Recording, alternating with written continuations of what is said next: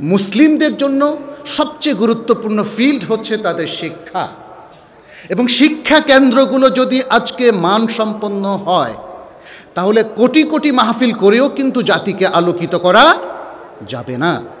অতএব শিক্ষার প্রতি আমাদের সবিশেষ গুরুত্ব দেওয়া উচিত। আমার মূল বিষয় রাখা হয়েছে শিক্ষার গুরুত্ব।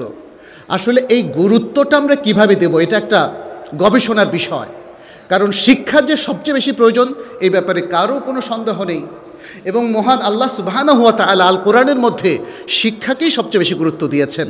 এমনকি যে কালিমা তাইয়্যিবা লা ইলাহা ইল্লাল্লাহ, দেখা যাচ্ছে যে সেই কালিমা তাইয়্যিবার শিক্ষা গ্রহণের জন্য নবী সাল্লাল্লাহু আলাইহি সাল্লামকে নির্দেশ দেওয়া হয়েছে, ফাআলাম আন্নাহু লা ইলাহা ইল্লাল্লাহ। এবং প্রথম যে সূরা নাযিল হয়েছিল সূরাতুল আলাক, তার প্রথম নির্দেশনায় ছিল পড়ো, ইকরা বিসমি রাব্বিকাল্লাযী খালাক। সুবহানাল্লাহ। এই জন্য এই ইকরা এর থেকেই এই জাতির নামকরণ করা হচ্ছে উম্মাতু ইকরা, ইকরা এর জাতি। তাহলে পড়ার এই জাতি পড়া সম্পর্কে গুরুত্ব দেবে না, এটা হয় না। কিন্তু হয়তো বা আমরা ভুলে গিয়েছি যে শিক্ষা পলিসিটা কি, শিক্ষার স্ট্র্যাটেজিটা কি, শিক্ষার মূল লক্ষ্যটা কি, এবং শিক্ষার মূল বৈশিষ্ট্যটা কি। আজকে এই যে জিনিসগুলো আমি বললাম সেটা কি আমাদের শিক্ষার মধ্যে আছে কি না, সেই পর্যালোচনাটা আমাদের খুবই প্রয়োজন। আমি শিক্ষার মূল শব্দ হিসাবে দুটো শব্দ এখানে উল্লেখ করছি। একটি হচ্ছে আত-তালিম, শিক্ষা প্রদান করা। শিক্ষা মানেই হচ্ছে শিক্ষাদান, যেটাকে আমরা বলি এডুকেশন, এডুকেশন। এবং এটার আরেকটা শব্দ হচ্ছে আত-তারবিয়া, আত-তারবিয়া। যদি ইসলামী শিক্ষার কথা বলি তাহলে সেটা আরবিতে বলা হয় আত-তালিম আল ইসলামী অথবা আত-তারবিয়া আল ইসলামিয়া। দুটোই সমার্থক। যখন আমরা আলাদাভাবে বলি আত-তারবিয়া অথবা আলাদাভাবে বলি আত-তালিম, একটা আরেকটার অর্থে ব্যবহৃত হয়। সামগ্রিক শিক্ষাকেই তারবিয়া বলা হয়, সামগ্রিক শিক্ষাকেও তালিম বলা হয়। যেভাবে ঈমান এবং ইসলাম, যখন আমরা বলি আমরা মোমেন তখন এটাও মিন করি যে আমরা মুসলিমও বটে। যখন আমরা বলি আমরা মুসলিম তখন এটাও মিন করি যে আমরা মোমেনও বটে। কিন্তু যখন ঈমান আর ইসলাম একসাথে ব্যবহৃত হয়, আল কোরআনের মধ্যে আমরা দেখি এর ব্যবহার, ওয়াকালাতিল আরাবু আমান্না কুল লাম তুমিনু ওয়ালাকিন কুলু আসলামনা ওয়ালাম্মা ইয়াদখুলুল ঈমানু ফি কুলুবিহিম। গ্রামীণ লোকেরা তারা বলে যে আমরা ঈমান পোষণ করলাম, ঈমান আনয়ন করলাম। হে রাসূল, আপনি বলে দিন যে তোমরা ঈমান আনো নাই, বরং তোমরা বলো আমরা আনুগত্য করলাম, ইসলাম পোষণ করলাম, আনুগত্য করলাম, কারণ এখনো পর্যন্ত ঈমান তাদের অন্তরে প্রবেশ করে নাই। তাহলে এখানে একসাথে দুটো শব্দ যখন ব্যবহার হয় তখন ঈমান মানে হচ্ছে অন্তরের যে আকীদা, বিশ্বাস, এবং সেটাই হচ্ছে ঈমানের মেইন এরিয়া। আর আরেকটা হলো ইসলাম, যেটা হচ্ছে বাহ্যিক আমাদের ব্যবহারিক যে সমস্ত আমলগুলো। এই জন্য আরকানুল ঈমান দেখুন যে ছয়টা, এই ছয়টা হচ্ছে বিশ্বাসের সাথে, আকীদার সাথে রিলেটেড, আল উমুর আল গায়বিয়া। আর ইসলামের যে পাঁচটা রোকন এগুলো আমাদের ব্যবহারিক আমলের সাথে।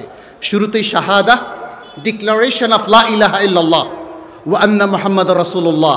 তারপরে হলো ইকামুস সালাহ ওয়া ইতাউজ যাকাহ ওয়া সাওমু রমাদান ওয়া হজ্জুল বাইতি মান ইসতাতা ইলাইহি সাবিলা। পাঁচটাই হচ্ছে বাহ্যিক আমল।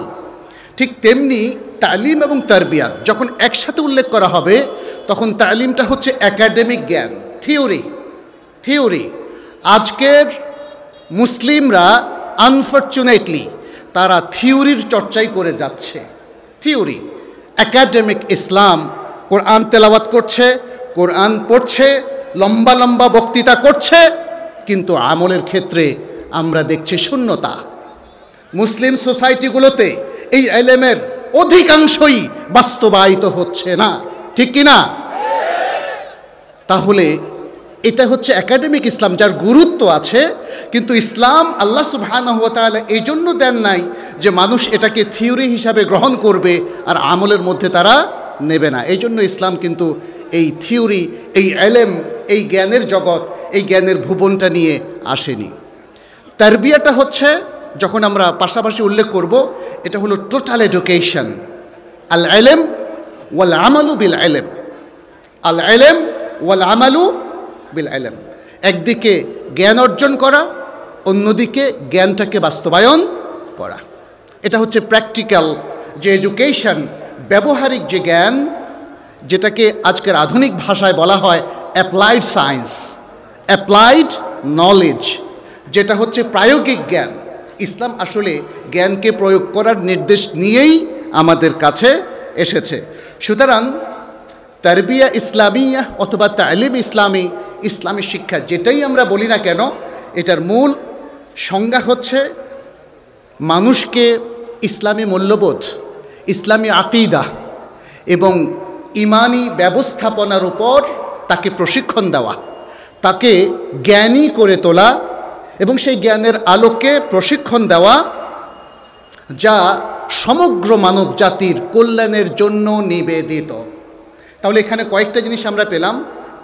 ইসলামী শিক্ষাটা ইসলামী আকিদা এবং ইমানের উপর প্রতিষ্ঠিত এবং সেটি ব্যবহারিকভাবে প্রয়োগ করার জন্য নাজিল করা হয়েছে এবং সেটি মানবতার সার্বিক কল্যাণের স্বার্থেই আল্লাহ সুবহানাহু ওয়া তাআলা দেয়ার, নেয়ার, শেয়ার করার এবং বাস্তবায়নের নির্দেশ দিয়েছেন। আমরা এরপরে চলে যাব। তাহলে ইসলামী শিক্ষার মূল মাকাসেদ এবং গায়াতটা কি, উদ্দেশ্যটা কি? আমরা একটু চিন্তা করব যে সেই উদ্দেশ্যগুলো আমাদের মধ্যে আছে কিনা। ইসলামী শিক্ষার সর্বপ্রথম উদ্দেশ্য হচ্ছে মানুষকে পরিশুদ্ধ করা সহি আকিদার আলোকে। কিসের আলোকে? সহি আকিদার আলোকে। এই সহি আকিদার পুরোটাই হচ্ছে আসলে ইমানের অংশ। এই জন্য ইমান এবং সহি আকিদার মধ্যে কোনো পার্থক্য নেই। অনেকে আজকাল দেখলাম যে বলার চেষ্টা করছেন আকিদা কথাটাই শুদ্ধ নয়,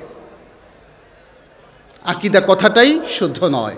অথচ আকিদা কথাটা কোরআনও ব্যবহার করেছে, আবার হাদিসের মধ্যেও ব্যবহৃত হয়েছে। বিমা আক্কাতুমুল আইমান, মূল শব্দগুলো কোরআনে যদিও ভিন্ন জায়গায় ব্যবহার করা হয়েছে, বাট ইসলামে আছে, কোরআনে আছে।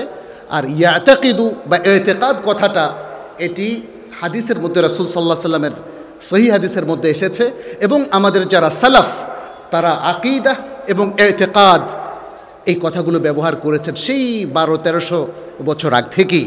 অতএব আসলে এর মধ্যে কোনো অশুদ্ধতা নেই।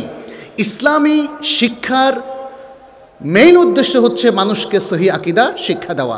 আজকের এই আমাদের বাংলাদেশে যে ইসলামী যে বর্তমান শিক্ষা ব্যবস্থা, সেটা কি আমাদের সবাইকে সহি আকিদা শিক্ষা দিচ্ছে? দিচ্ছে না। আনফর্চুনেটলি আমি নিজের কথাও বলতে পারি, আমরা এদেশে মাদ্রাসা শিক্ষায় শিক্ষিত হয়ে মদিনা ইউনিভার্সিটিতে যখন গেলাম তখন বুঝলাম যে আকিদা নামে একটা সাবজেক্ট আছে।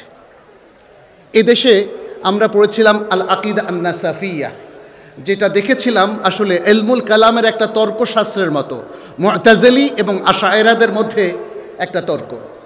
সেটা দিয়ে আসলে সত্যিকার অর্থে আকিদা শেখা যায় না। আল্লাহর যে সুন্দর সুন্দর নাম, যে মহান গুণাবলী, সেগুলো কিছুই বোঝা যায় না। এবং আল্লাহর সুন্দর সুন্দর নাম এবং তার সিফাতের ক্ষেত্রে আহলুস সুন্নাহ ওয়াল জামাতের যে কাওয়ায়েদগুলো আছে, অনুসৃত নীতিমালাগুলো আছে, সেগুলো কিন্তু এদেশের সেই প্রচলিত আকিদার বইগুলো অথবা ইলমুল কালামের বই থেকে সেগুলো শেখা যায় না। আর আকিদা তো শুধুমাত্র আল্লাহর আসমা এবং সিফাত না, এছাড়াও আছে।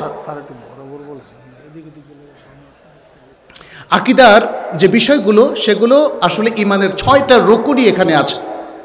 এখানে ফেরেশতাদের সম্পর্কে আকিদা, এখানে রাসূল এবং নবীদের সম্পর্কে আকিদা, এখানে আখিরাত সম্পর্কে আকিদা, এখানে তাকদীর সম্পর্কে আকিদা।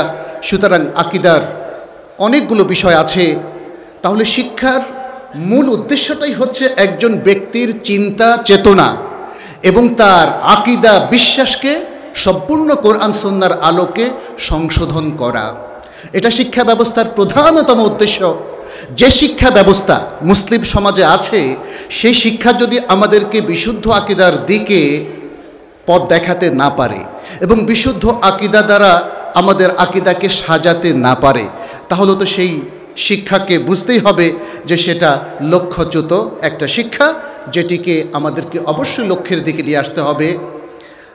আল্লাহ সুবহানাহু ওয়া তাআলা সূরা আল ইমরানের 64 নম্বর আয়াতে বলছেন, লাকাদ মান্নাল্লাহু আলাল মুমিনিনা ইয বাআসা ফীহিম রাসূলাম মিন আনফুসিহিম ইয়াতলু আলাইহিম আয়াতিহি ওয়া ইউযাক্কিহিম ওয়া ইউআল্লিমুহুমুল কিতাবা ওয়াল হিকমাতা ওয়া ইন কানু মিন ক্বাবলু লাফি দালালিম মুবিন। নিশ্চয়ই আল্লাহ মুমিনদের উপর বড়ই অনুগ্রহ করেছেন যখন তিনি তাদেরই মধ্য থেকে তাদের একজন রাসূল প্রেরণ করলেন, যিনি তাদের কাছে তার আয়াতসমূহ তেলাওয়াত করবে এবং তাদেরকে পরিশুদ্ধ করবে আর তাদেরকে আল কিতাব এবং আল হিকমা তথা as-সুন্নাহ শিক্ষা দিবে। সুবহানাল্লাহ। তাহলে রাসূল সাল্লাল্লাহু আলাইহি ওয়াসাল্লামের শিক্ষাদানের মৌলিক একটা উদ্দেশ্য হচ্ছে তাজকিয়াতুন নফস।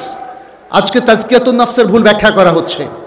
তাজকিয়াতুন নফস মানে হচ্ছে পীর মুরিদির একটা চর্চার কথা অনেকে তুলে ধরছেন এবং এর মধ্য দিয়ে মানুষের সংশোধনের কথা বলা হচ্ছে, কিন্তু আসলে তাজকিয়াতুন নফস অর্জিত হয় সহি এবং বিশুদ্ধ আকীদা অর্জনের মধ্য দিয়ে, পরিপূর্ণ ঈমান অর্জনের মধ্য দিয়ে।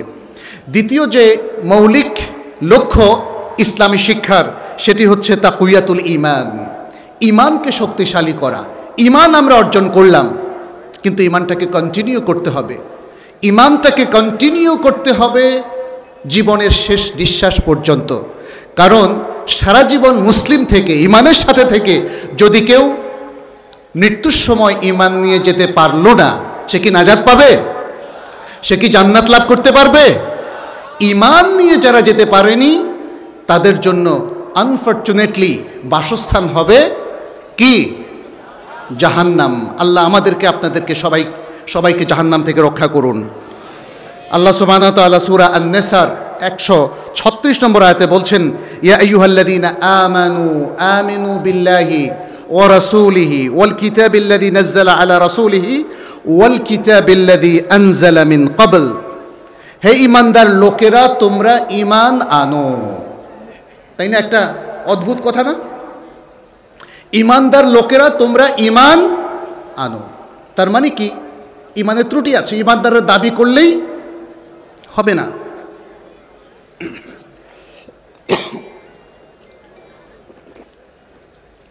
আলহামদুলিল্লাহ। ঈমানদারদেরকেও ঈমান আনতে হবে। যখন তাদের ঈমানের মধ্যে ঘাটতি দেখা দেয়, একজন লোক আনুষ্ঠানিকভাবে প্রাথমিকভাবে ঈমান আনলো, তাহলে তাকে ঈমান ধরে রাখার জন্য সারা জীবন তাকে ইসলামী শিক্ষা, ঈমানি শিক্ষায় আলোকিত হতে হবে।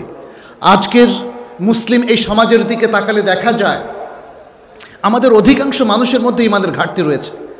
ঈমানকে যেভাবে আল্লাহ সুবহানাহু ওয়া তাআলা আনতে বলেছেন, যেভাবে রাসূলুল্লাহ সাল্লাল্লাহু আলাইহি ওয়াসাল্লাম তার প্রিয় সাহাবীদেরকে ঈমান শিখিয়েছেন, সেটা আমাদের অনেকের মধ্যে এখন অর্জিত হয়নি। তার মানে আমাদের শিক্ষায় ত্রুটি আছে, আমাদের শেখায় ত্রুটি আছে, আমাদের বোঝার ত্রুটি আছে। অতএব সেই ত্রুটি থেকে মুক্ত হয়ে আমাদেরকে সঠিক শিক্ষার মূল লক্ষ্যে ধাবিত হতে হবে। তৃতীয় যে লক্ষ্যমাত্রা ইসলামী শিক্ষার, সেটা হলো তাসহিহুল ইবাদা, ইবাদাকে শুদ্ধ করে আদায় করা। ইবাদাকে শুদ্ধ করে আদায় করা। রাসূলুল্লাহ সাল্লাল্লাহু আলাইহি সাল্লাম নিজে তার সাহাবাদেরকে অনেক সময় অজু প্র্যাকটিক্যালি দেখিয়ে শিখিয়েছেন। তিনি সালাত শিখিয়েছেন এবং বলেছেন, সাল্লু কামা রাআইতুমুনি উসাল্লি, আমি যেভাবে সালাত আদায় করছি তোমরা দেখছো, সেভাবে তোমরাও সালাত আদায় করো। এটা প্র্যাকটিক্যাল শেখানোর জন্য একটা চমৎকার উক্তি। সংক্ষেপে তিনি বলে দিয়েছেন, তোমরা আমাকে যেভাবে সালাত আদায় করতে দেখছো সেভাবে আদায় করো। একইভাবে হজের ক্ষেত্রে আমরা দেখি, অন্যান্য সকল ক্ষেত্রে মহান আল্লাহ সুবহানাহু ওয়া তাআলার নির্দেশ এটাই যে ঠিক যেভাবে রাসূল সাল্লাল্লাহু আলাইহি সাল্লাম প্রত্যেকটা ইবাদত first to last A to Z শিখিয়েছেন, সেভাবেই আমাদেরকে ইবাদত করতে হবে। এটা হলো আমাদের ইসলামী শিক্ষার অন্যতম লক্ষ্য। অথচ আমি নিজের অভিজ্ঞতা থেকে বলছি, মাদ্রাসায় একদম শিশু শ্রেণী থেকে উপরের শ্রেণী পর্যন্ত কোনোদিন আমাদেরকে অজু প্র্যাকটিক্যালি শেখানো হয়নি। বুখারীর মধ্যে আমরা দেখি দুজন সাহাবী, উসমান রাদিয়াল্লাহু তাআলা আনহু এবং আব্দুল্লাহ বিন যায়েদ রাদিয়াল্লাহু তাআলা আনহুমা, এই দুজন সাহাবী অজুকে প্র্যাকটিক্যালি দেখিয়েছেন, অজু করে দেখিয়েছেন এবং বলেছেন, হাকাযা রাআইতু রাসূলুল্লাহ সাল্লাল্লাহু আলাইহি ওয়াসাল্লাম, ইয়াতাওয়াদ্দা। এভাবে আমি রাসূলুল্লাহ সাল্লাল্লাহু আলাইহি সাল্লামকে ওযু করতে দেখেছি। নিজে পানি আনতে বললেন এবং পুরো অজুটা করে দেখালেন আর বললেন এটাই হচ্ছে রাসূলুল্লাহ সাল্লাল্লাহু আলাইহি সাল্লামের অজু। এ থেকে প্রমাণিত হয় যে প্র্যাকটিক্যাল ইবাদত শেখানো এটা ইসলামী শিক্ষার মূল লক্ষ্য। সালাত কি আমরা শেখাচ্ছি আমাদের মাদ্রাসায় ছোট বাচ্চাদেরকে? রাসূলুল্লাহ সাল্লাল্লাহু আলাইহি সাল্লাম বললেন মুরু আওলাদাকুম বিসসালাতি ইযা কানু আবনাআ সাবঈন, তোমরা তোমাদের সন্তানদেরকে 7 বছর বয়স হলে সালাতের নির্দেশ দাও। সালাত তারা কিভাবে পড়বে? সালাতের প্র্যাকটিস লাগবে না? সালাতকে দেখিয়ে দিতে হবে না এইভাবে সালাত আদায় করে? তাহলে এই যে ইবাদতগুলো, এই ইবাদতগুলো শুদ্ধভাবে কিভাবে আদায় করবে এটা আমাদের সিলেবাসের মধ্যে আসতে হবে। আনফরচুনেটলি সিলেবাসে আছে। আপনি হয়তো বলবেন ফিকহুত তাহারা তো পড়ানো হচ্ছে, ফিকহুত তাহারা, ফিকহুস সালাহ, ফিকহুল হজ, ফিকহুস সিয়াম, এগুলো পড়ানো হচ্ছে, কিন্তু এগুলো তো থিওরি পড়ানো হচ্ছে, প্র্যাকটিক্যালি পড়ানো হচ্ছে না। এই জন্যে সত্যিকার অর্থে আজকে সঠিকভাবে ইবাদত পরিপালন নিয়ে আমাদের সমাজের মধ্যে অনেক ইখতিলাফ। অথচ রাসূল সাল্লাল্লাহু আলাইহি সাল্লামের হাদিসগুলো আছে না আমাদের হাতের কাছে? রাসূল সাল্লাল্লাহু আলাইহি সাল্লামের হাদিসগুলো আমরা পড়ি প্রতিনিয়ত, কিন্তু আমাদের কাছে থিওরির কারণে অনেক সময় আমরা বলতে শুনি যারা সহিহ বুখারী খতম পর্যন্ত দেন তারা বলে সহিহ বুখারীর সব হাদিস মানা যাবে না। এটা কি শুদ্ধ? সহিহ বুখারীর সব হাদিস মানা যাবে না, এটা কার অপরাধে? এটা কি বুখারীর অপরাধ ছিল? এটা কার ত্রুটিটা কোথায়? কেন সহিহ বুখারীর সব হাদিস মানা যাবে না? হ্যাঁ, নাসিখ মানসুখের একটা বিষয় আছে, কিন্তু যে হাদিসগুলো মানসুখ হয়নি, যে হাদিসগুলো কালোত্তীর্ণ, যেগুলো এখনও বহাল তবিয়তে আছে ওলামায়ে কেরামের বক্তব্য অনুযায়ী, সে হাদিসগুলো কেন মানা যাবে না? তাই না? তাহলে বোঝা যাচ্ছে যে আমাদের অনেকের কাছে এই ইবাদতের হাদিসগুলো এগুলো থিওরি। আমরা জানি মিশকাতের মধ্যে রাফুল ইয়াদাইনের 5টা হাদিস আছে এবং এই 5টা হাদিসই শুদ্ধ। রাফুল ইয়াদাইন ক্বাবলার রুকু ওয়া বা'দার রুকু, সেগুলো আমাদের কওমি মাদ্রাসাগুলোতে এবং আলিয়া মাদ্রাসাগুলোতে পড়ানো হয়। অথচ যদি প্রশ্ন করা হয় আমল কেন করা হচ্ছে না, তাহলে লক্ষ্যের সাথে কিন্তু এখানে একটা বিভেদ আমরা দেখতে পাচ্ছি। আমরা কেন পড়ছি এমন সব হাদিস যেগুলো শুধু বরকাতান পড়া হচ্ছে অথচ আমল করা হচ্ছে না? এই জায়গায় আমাদের একটু থামতে হবে, একটু চিন্তা গবেষণা করতে হবে। চতুর্থ যে বিষয়টা সেটি হচ্ছে আত-তারবিয়া আল-আখলাকিয়া। আমাদের ইসলামী শিক্ষার একটা মহান লক্ষ্য হচ্ছে আখলাকি তারবিয়াত, মানুষকে সুন্দর, সুশীল, সচ্চরিত্রবান, সৎ, ভালো মুসলিম হিসাবে তাকে গড়ে তোলা। এটা আমরা আজকে পারছি না। আমাদের শিক্ষা ব্যবস্থায় মারাত্মক ফাটল দেখা দিয়েছে, ত্রুটি দেখা দিয়েছে। সাধারণ শিক্ষা ব্যবস্থায় তো অনেক আগেই দেখা দিয়েছে, এমনকি ইসলামী শিক্ষা ব্যবস্থায়ও যথেষ্ট দক্ষতার অভাব। কারিকুলামটাকে এমনভাবে সাজানো হয়নি, এমন দক্ষ রূপে আমরা আমাদের স্টুডেন্টদেরকে, ছাত্রদেরকে গড়ে তুলতে পারছি না। ফলে আখলাকের দিক থেকেও তারা পিছিয়ে পড়ছে।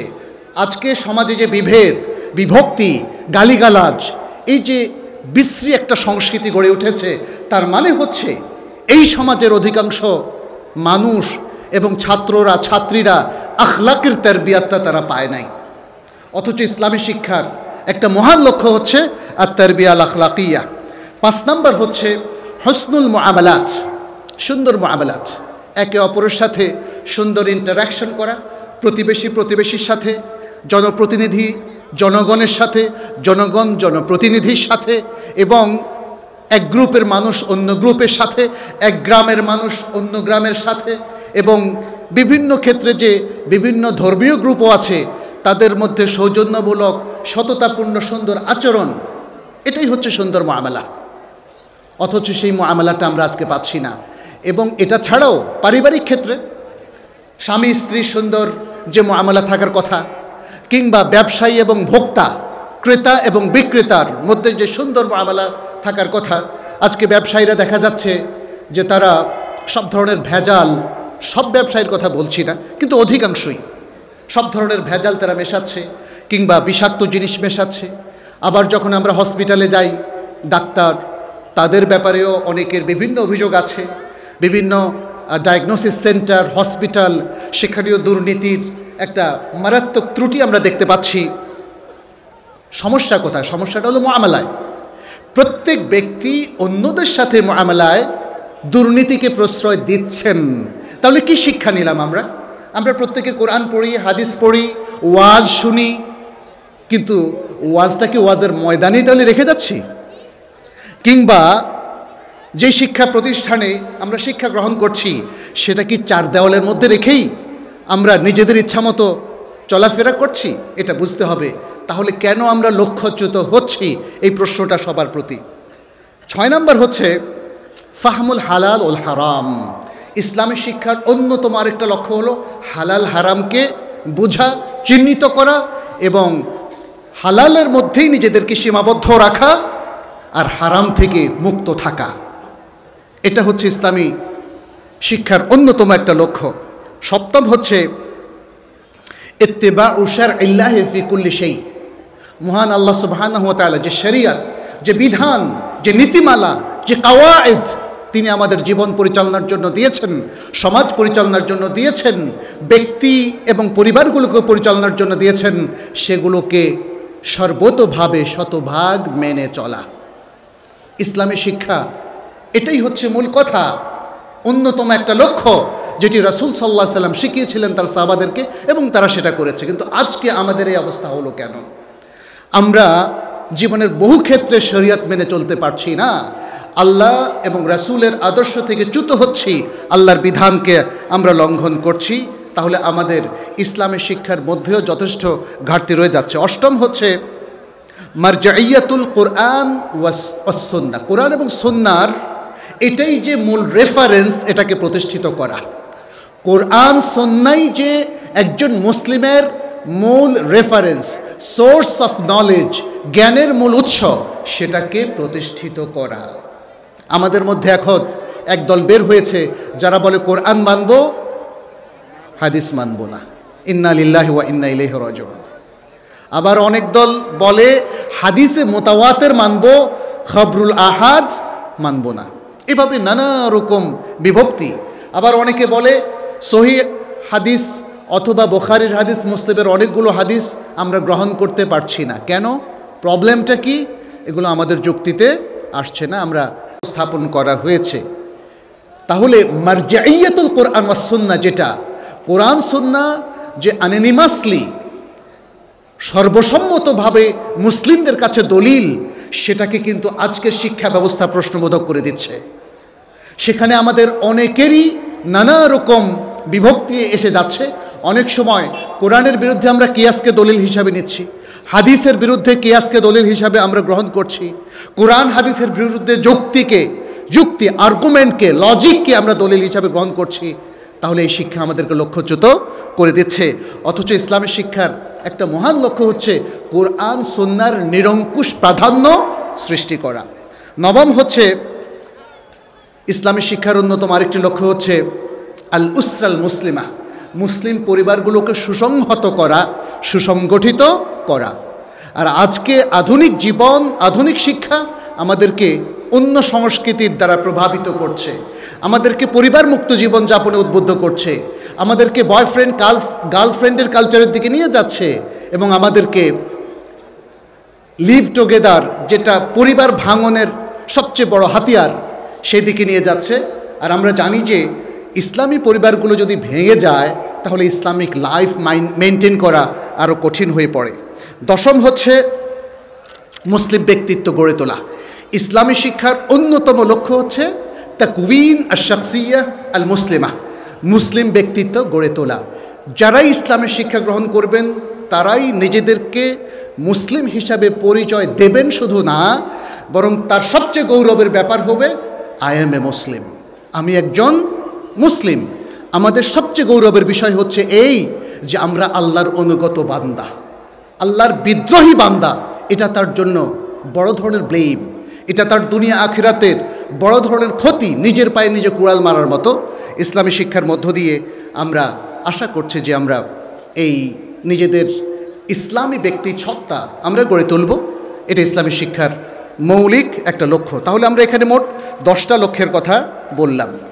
এবারে আমরা ইসলামী শিক্ষার কিছু বৈশিষ্ট্যের কথা বলবো, যে এই বৈশিষ্ট্যগুলো আমাদের এই শিক্ষার মধ্যে আছে কি না।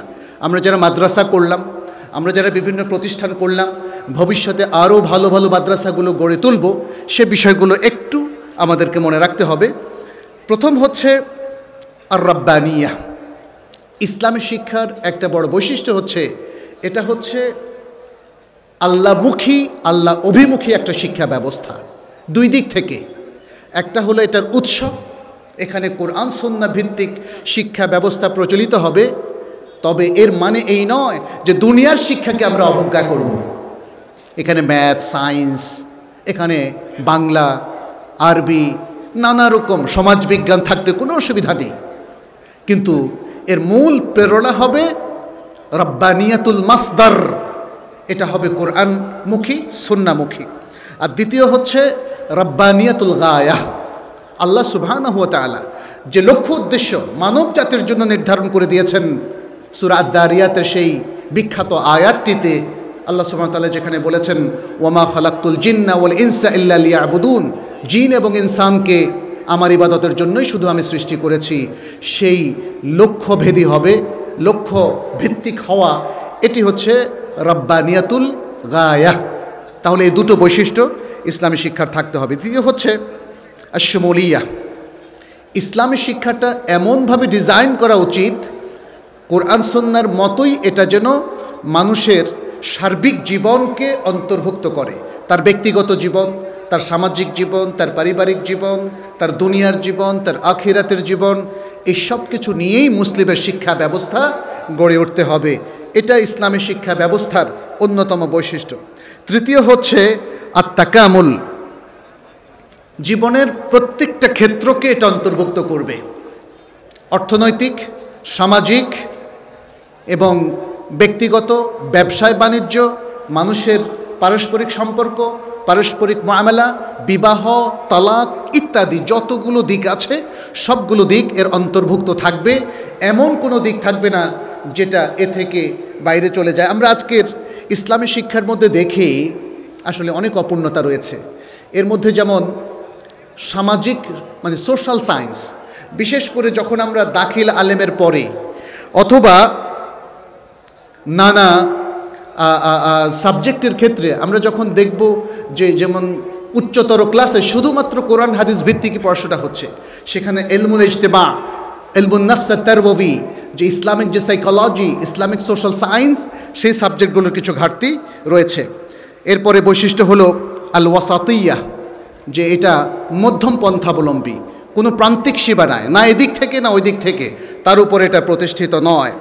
ইসলামী শিক্ষার অন্যতম আরেকটি বৈশিষ্ট্য হচ্ছে এটা বাস্তব ভিত্তিক, এটা রিয়েল একটা শিক্ষা ব্যবস্থা, কাল্পনিক কোনো শিক্ষা ব্যবস্থা নয়। এবং এটা আরেকটা বৈশিষ্ট্য হচ্ছে এটা ওয়াদেহ, স্পষ্ট, এমন কোনো অস্পষ্ট চিন্তা, চেতনা, থিওরি এখানে নেই যেটা মানুষ বুঝতে পারে না। অষ্টম হলো আত-তাদাররুজ ফিত তারবিয়াহ। মানুষ তার জীবনটাকে কিভাবে গঠন করবে, কিভাবে সুন্দর করবে, সেটা গ্র্যাজুয়ালি, ধীরে ধীরে তাকে পূর্ণতার দিকে নিয়ে যাওয়ার সুন্দর প্রশিক্ষণ দেওয়ার একটা ব্যবস্থাপনা এটাতে আছে। রেডিক্যালি একদিনেই তাকে ঠিক করে ফেলার আসলে ইসলামী শিক্ষা সেভাবে বলে না।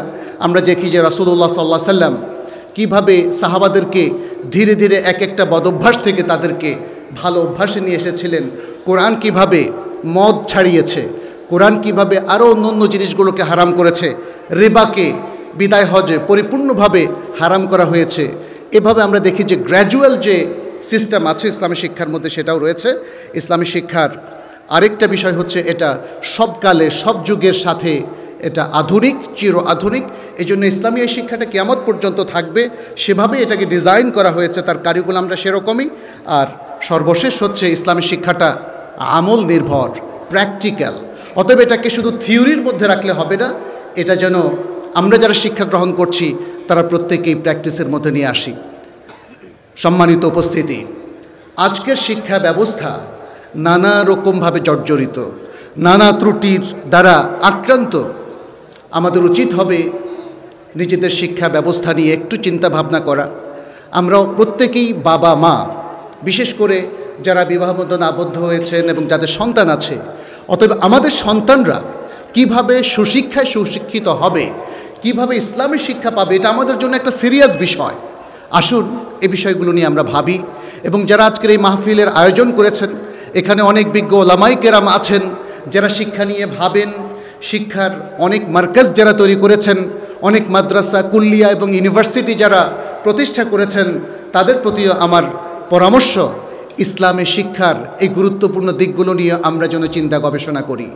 এবং আসুন আমরা সকলে মিলে যেন সুন্দরভাবে শিক্ষা প্রতিষ্ঠানগুলোকে গড়ে তুলি এবং এই শিক্ষা প্রতিষ্ঠানগুলোর মধ্য দিয়ে আমরা নিজেদেরকে আলোকিত করি, মুসলিম কমিউনিটিকে আলোকিত করি, আমাদের সমাজ, আমাদের দেশটাকে আলোকিত করি। আমি আয়োজকদেরকে এমন সুন্দর আয়োজনের জন্য ধন্যবাদ জানাই এবং দোয়া করি আল্লাহ যেন আমাদের সবাইকে তৌফিক দান করেন, আল্লাহ যেন আমাদের সবাইকে তার দ্বীনের সহিহ সমঝ দান করেন, সহিহ ইলম অর্জন করার তৌফিক দান করেন। আমাদের ইসলামী শিক্ষা কেন্দ্রগুলো যেন আরও সুন্দরভাবে, আরও সুন্দর মান রক্ষা করে ইসলামী জ্ঞানকে বিতরণ করতে পারে। আল্লাহর কাছে কায়মনোবাক্যে সে দোয়া করছি। হাদা ও সাল্লাল্লাহু ওয়াসাল্লামা আলা নবিয়িনা মুহাম্মদ ওয়া আলা আলিহি ওয়া আসহাবিহি আজমাইন। সুবহানাকাল্লাহুম্মা ওয়া বিহামদিক আশহাদু আল্লা ইলাহা ইল্লা আন্ত আস্তাগফিরুকা ওয়া আতুবু ইলাইক। ওয়াসসালামু আলাইকুম।